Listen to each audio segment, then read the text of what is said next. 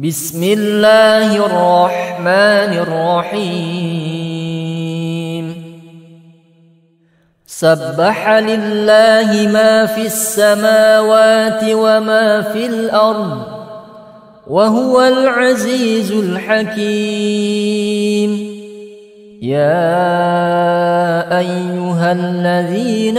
آمنوا لم تقولون ما لا تفعلون كبر مقتا عند الله أن تقولوا ما لا تفعلون إن الله يحب الذين يقاتلون في سبيله صفا كأنهم بنيان مرصوص وإذ قال موسى لقومه يا قوم لم تؤذونني وقد تعلمون أني رسول الله إليكم فلما زاغوا أزاغ الله قلوبهم والله لا يهدي القوم الفاسقين وإذ قال عيسى ابن مريم يا بني إسرائيل إني رسول الله إليكم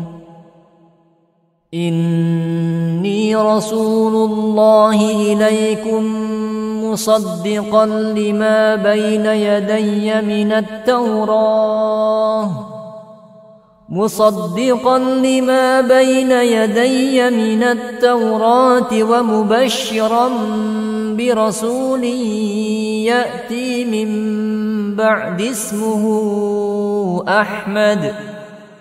فلما جاءهم بالبينات قالوا هذا سحر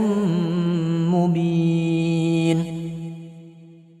ومن أظلم ممن افترى على الله الكذب وهو يدعى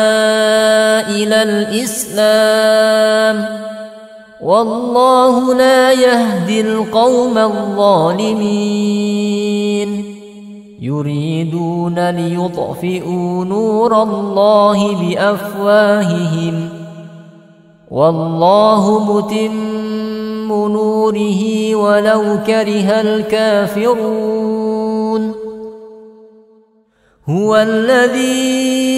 أرسل رسوله بالهدى ودين الحق ليظهره على الدين كله ولو كره المشركون يا أيها الذين آمنوا هل أدلكم على تجارة تنجيكم من عذاب أليم تؤمنون بالله ورسوله وتجاهدون في سبيل الله بأموالكم وأنفسكم ذلكم خير لكم إن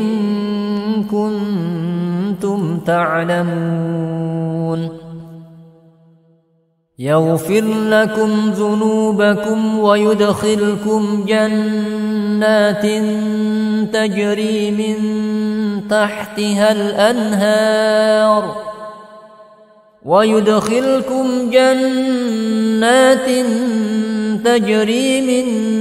تحتها الأنهار ومساكن طيبة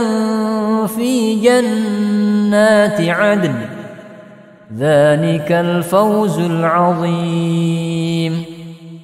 وأخرى تحبونها نصر من الله وفتح قريب وبشر المؤمنين يا أيها الذين آمنوا كونوا أنصار الله كما قال عيسى ابن مريم كما قال عيسى ابن مريم للحواريين من أنصاري إلى الله